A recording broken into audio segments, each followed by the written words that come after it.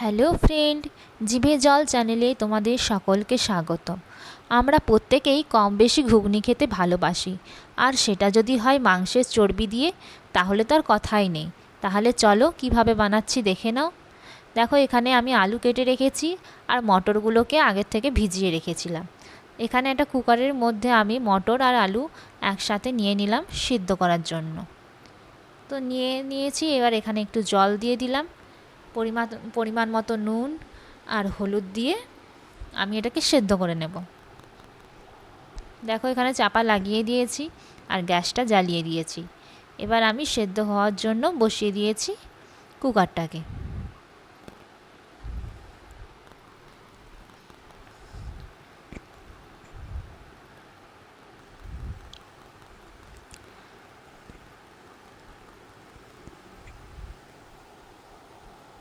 তো এখানে দেখো, দুটো সিটি মেরে নেব আমি। দুটো সিটি মারলেই আমাদের সেদ্ধ হয়ে যাবে ভালো মতো মটর আর আলুটা।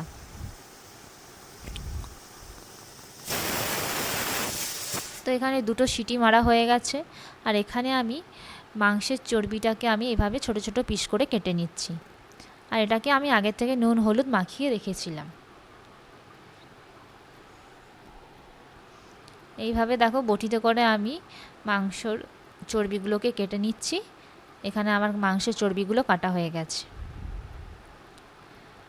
এবার একটা কড়া গরম করতে বসিয়ে দিয়েছি, আর তাতে কিছুটা পরিমাণ আমি সর্ষের তেল নিয়ে নিয়েছি। তাতে ফোড়ন হিসেবে নিয়ে নিয়েছি গোটা গরম মশলা, দুটো এলাচ, দুটো দারচিনি, দুটো লবঙ্গ, একটা তেজপাতা আর দুটো শুকনো লঙ্কা। তো ফোড়ন থেকে যখনই সুন্দর একটা গন্ধ ছাড়বে, তারপরেই আমি দিয়ে দিচ্ছি এখানে কেটে রাখা পেঁয়াজ। তো পেঁয়াজটাকে একটু ভালো করে তেলের সঙ্গে নাড়াচাড়া করে নিতে হবে। একটু নুন দিয়ে দিলাম উপর থেকে, যাতে পেঁয়াজের রঙটা খুব ভালোভাবে একটু লালচে কালার চলে আসে তাড়াতাড়ি। আর এখানে দেখো, একটু আমি রসুন বাটা দিয়ে দিলাম আর একটু আদা বাটা দিয়ে দিলাম। দিয়ে এবার আদা রসুনটাকে ভালো করে কষিয়ে নিতে হবে, যাতে আদা রসুনের কাঁচা গন্ধ না থাকে। একটু জল দিয়ে দিয়ে আমি ভালো করে কষিয়ে নেব।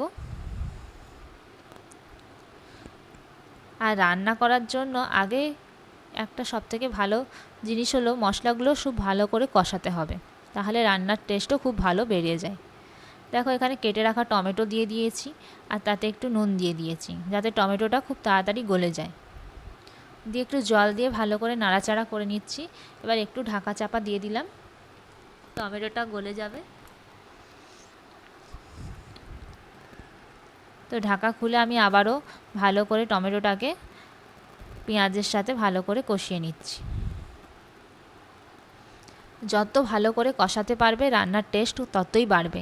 এবার আমি গুঁড়ো মশলা হিসেবে এখানে একটু হলুদ গুঁড়ো নিয়ে নিলাম, নিয়ে নিচ্ছি একটু লঙ্কা গুঁড়ো, একটু ধনে গুঁড়ো নিয়ে নিলাম, আর তারপর আমি নিয়ে নিচ্ছি এখানে এভারেস্টের মিট মশলা। এবার সমস্ত গুঁড়ো মশলাকে ভালো করে কষিয়ে নিতে হবে। দেখো, একটু জল দিয়ে দিয়ে কষিয়ে নেবে।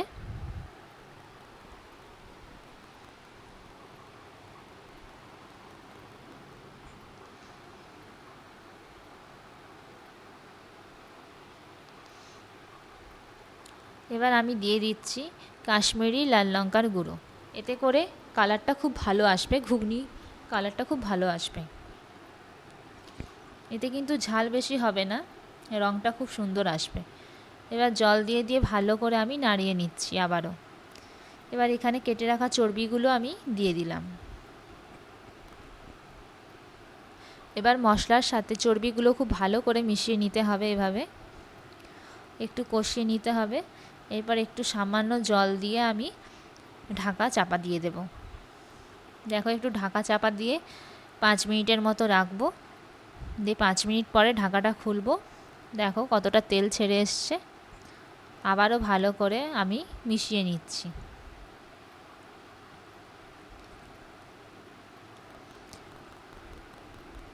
তো এরপর আমি সেদ্ধ করে রাখা মটর আর আলুকে এইভাবে ওই মশলার মধ্যে দিয়ে দিচ্ছি। দিয়ে ভালো করে মশলার সাথে মটর আর আলুটাকে ভালো করে কষিয়ে নিতে হবে।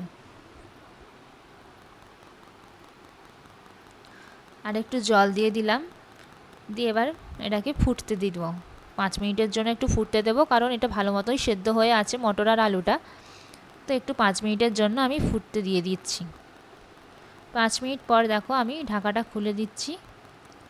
প্রায় এখানে আমার রান্নাটা হয়েই এসেছে। ভালো করে আমি দেখো আবারও ভালো করে নাড়িয়ে নিলাম। এবার ওপর থেকে একটু গুঁড়ো গরম মশলা দিয়ে দিলাম, আর একটু কাসুরি মেথি দিয়ে দিলাম। দেখো আমার রান্নাটা হয়ে গেছে। তোমরা যারা এখনও আমার চ্যানেলটিকে সাবস্ক্রাইব করোনি তারা প্লিজ সাবস্ক্রাইব করে রাখো, তাহলে আমি পরবর্তী যে ভিডিওগুলো দেব, সুন্দর সুন্দর খাবারের ভিডিওগুলো, তোমরা সকলে সবার আগেই তোমরা দেখতে পাবে। দেখো এখানে আমার রেডি হয়ে গেছে। আমি একটা পাত্রে ঢেলে নিয়েছি। গরম গরম ঘুগনি রেডি। মাংসের চর্বি দিয়ে ঘুগনি একেবারে আমাদের রেডি হয়ে গেছে।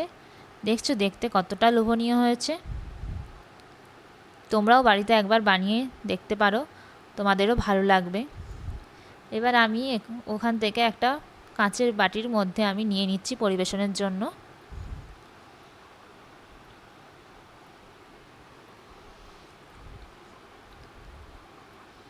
এবার আমি এখানে উপর থেকে পেঁয়াজ কুচি ছড়িয়ে দিলাম। আর ঘুগনিতে পেঁয়াজ কুচি দিয়ে খেতে তো খুবই ভালো লাগে। আর উপর থেকে একটু ধনেপাতা কুচি দিয়ে দিলাম। তোমরা যারা ধনেপাতা খেতে চাও তারা দেবে, আর না হলে দেওয়ার দরকার নেই। একটু লঙ্কা কুচিও দিয়ে দিলাম, আর তারপরে দিয়ে দিচ্ছি একটু লেবুর রস। তো এইভাবে খেতে খুবই ভালো লাগে। তোমরা একবার বাড়িতে ট্রাই করতে পারো। আর ভিডিওটি যদি ভালো লাগে প্লিজ একটা লাইক করে দিও, আর বন্ধুদের সাথেও ভিডিওটা শেয়ার করো। Thanks for watching my video.